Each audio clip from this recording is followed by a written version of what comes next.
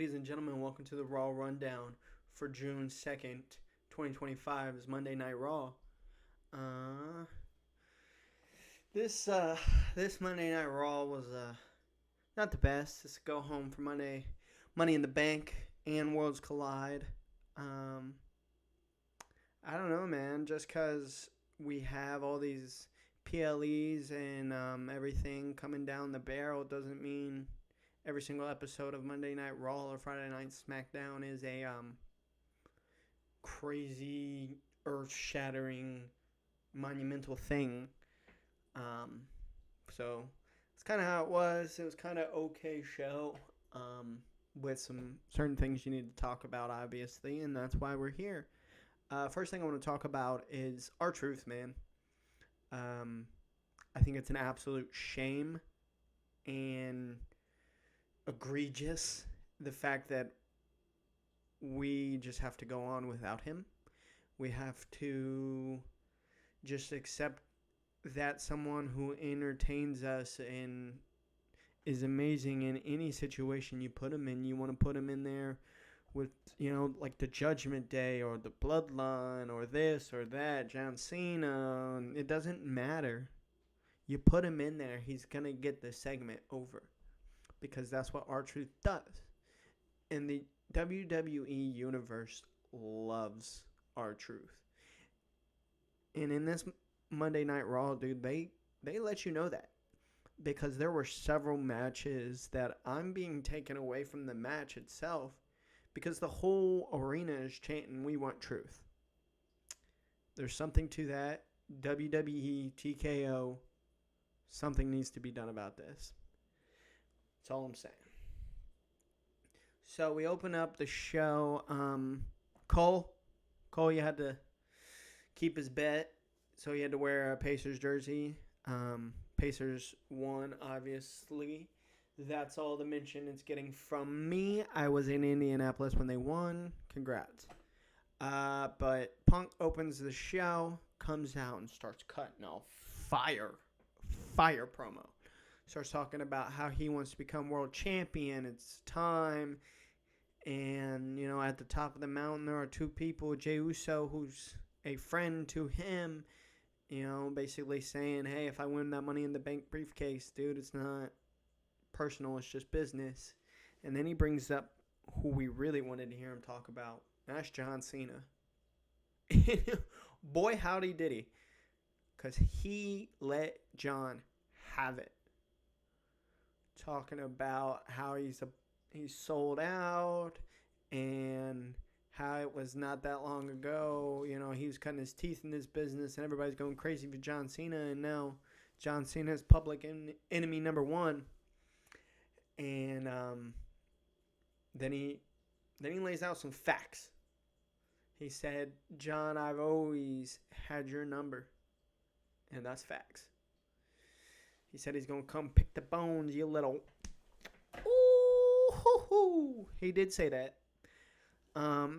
We get the honorary Sami Zayn coming out. I got to tell you, man, I can't with Sami. Because wasn't it not that long ago that he didn't even like Punk? And now he's coming and acting like they're best pals in the whole wide world. I like where they're going with Sami, at least if they end up going that way with Sami, with the carrying stuff. I'll talk about that later. But just him right now, I just can't, man. I just can't. Because, he's too over the top with his, righteousness. Yeah, his righteousness. He's over the top with it, man. In situations to where it, starts to not make any sense. So, after that, we get our first match of the night and our final Money in the Bank qualifying match for the women's Money in the Bank ladder match. We got Stephanie Vaquer versus Ivy Nile versus oh goodness, I'm blanking.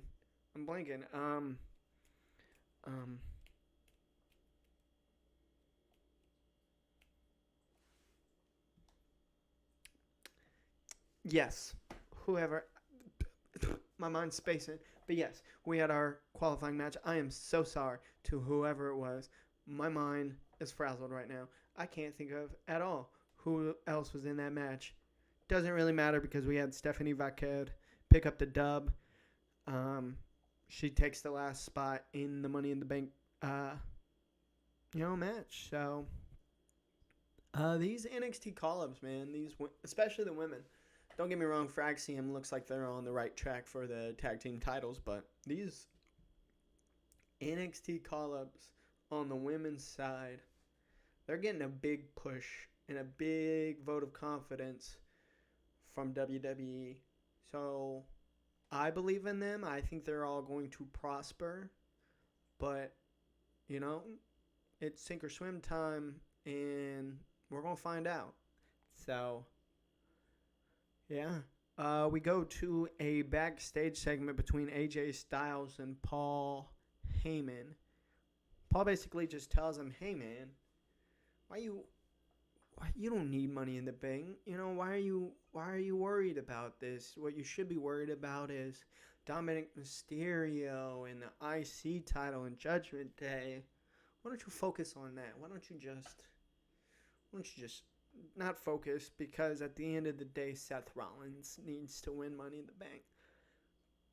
So it was interesting. So it still seems like that AJ Styles is still thinking about Dominic Mysterio in that Intercontinental Championship. It's funny, he calls it an IC title now instead of the Intercontinental. So probably for the best. We get a Rusev promo. And not just a Rusev promo, but a fire Rusev promo on Sheamus. Saying how they go back a ways and how dare he stick his nose in Rusev's business.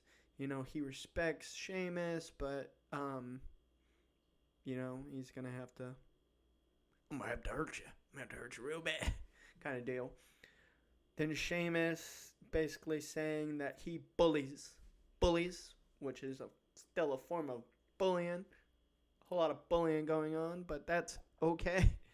No, I'm excited for this feud. I'm looking forward to it. My only thing with this is, why didn't we start with this?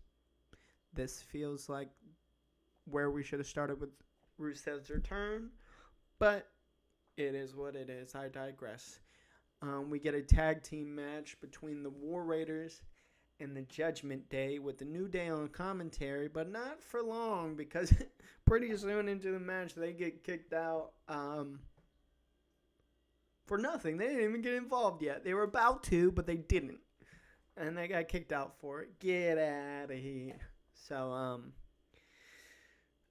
with the help of one Roxanne Perez, Finn Balor and JD McDonough of the Judgment Day pick up the Dubski on the War Raiders in a decent match. Then we first have a video package, a promo from Becky Lynch that was awesome. And then a little bit after that, we have Lyra come out, and Lyra doesn't really say a whole lot. She, calls Becky out because whatever she has to say, she wants to say it to her kind of deal. Which is for the best, because I have found that Lyra does her best work talking to someone, not talking to, the audience, but, directly, I'm going to kick your butt, I'm going to do this to you, I'm going to, you. So, works out really well. I love this feud. I like where we're going with this. And I'm all for it, man. I'm just saying, Lyra, not looking good for you. After that, we get a Penta promo on Money in the Bank saying how this is the most important ladder match in his career, and how if anybody fits the embodiment of a ladder match, it's Penta, and he's ready, and yeah, it was awesome. I loved it. That transition into not only Jey Uso, but one Sami Uso making Jey Uso's big entrance through the crowd. Everybody's eating. Sami does a little dancey dance. It was a good time, good vibes. And then they have a match with Braun and Braun. Braun and Bronson, Big Bronson Reed and Braun Breaker come out and they have a tag team match with Sammy and Jay. Pretty good match, solid match. Eventually, Seth gets involved. Yada yada, you know the deal. Punk comes out and kind of runs the heels off, but Seth's kind of like, that's okay. We know where he's going to be at tonight because in the main event it is CM Punk in the last Money in the Bank qualifying match. So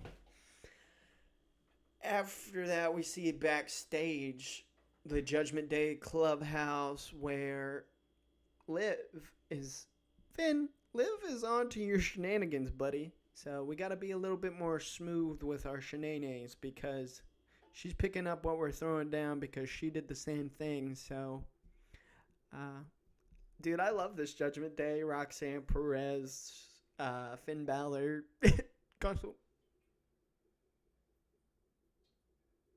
constantly in the background, plotting and scheming. I love it.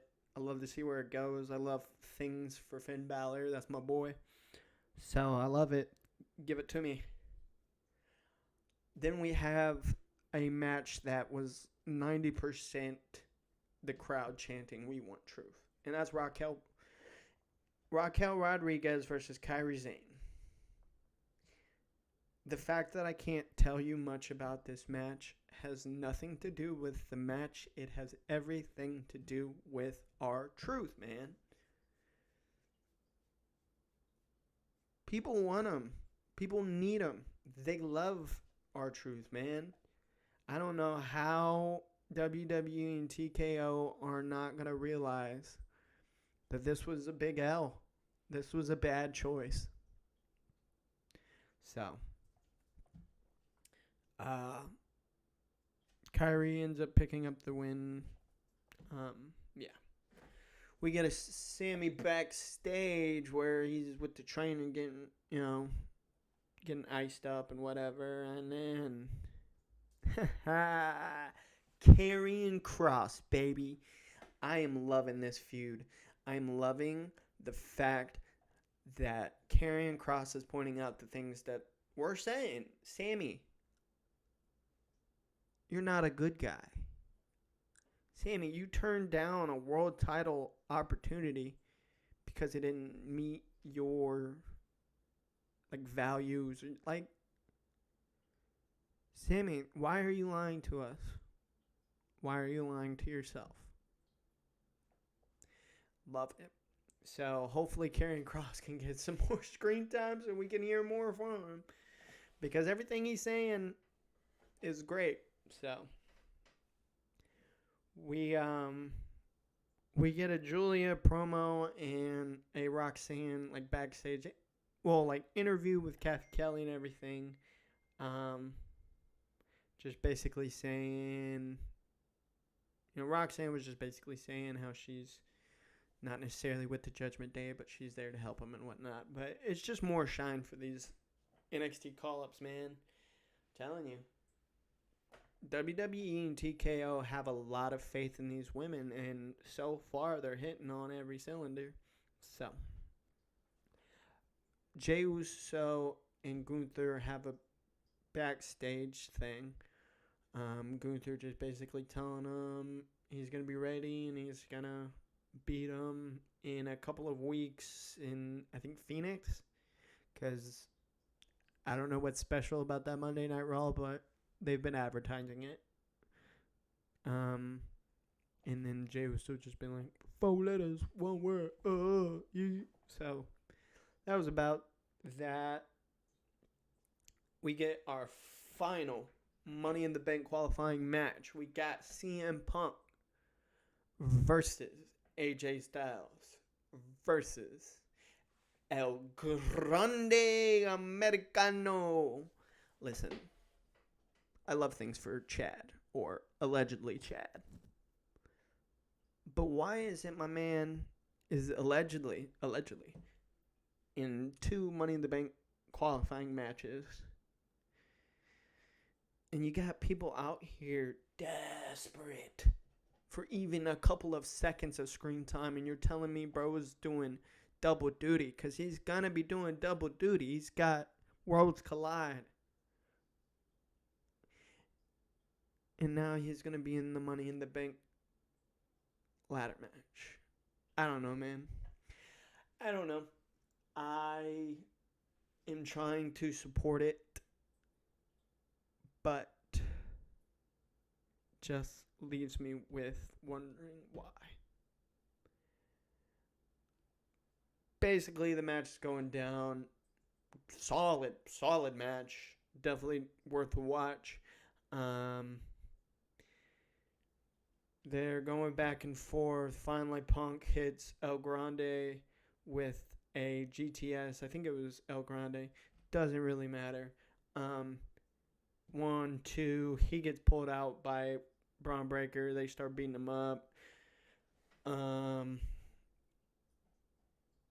AJ jumps on the crowd, like onto the group of people. And then he ends up getting a headbutt, I'm guessing with a steel plate in his mask, by El Grande Americano. El Grande Americano advances to Money in the Bank. And we're all just kind of wondering why. And I wish I had the answers for you. I really do. But I don't. I can just say that was that. Then, in a very good-looking effort, Seth Rollins, Braun Breaker, and Big Bronson Reed just destroy everybody. I'm talking spear for you, tsunami for you, stomp for you. Like, everybody was getting it. Ending the show with Seth Rollins and his still nameless faction standing tall, destroying everyone, looking like a force to be reckoned with.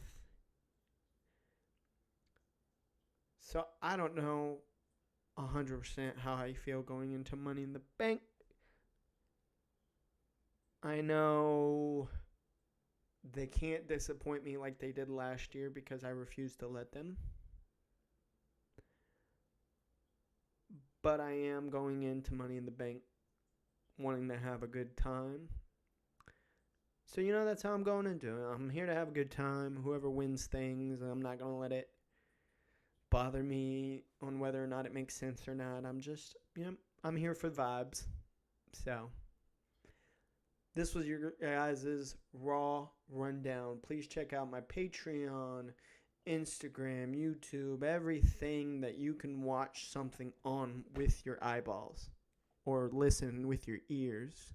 I'm on there, man. The Wrestling Companion, we're on there. Okay? I got Elimination Chamber reviews, match watch-alongs, all coming to all those platforms and all those things. Raw reviews, SmackDown reviews, predictions, you name it, it's coming to you guys. So make sure you're subscribed and make sure you're locked in, guys. Anyways, I'll see you in the next one. Doses. I'm out.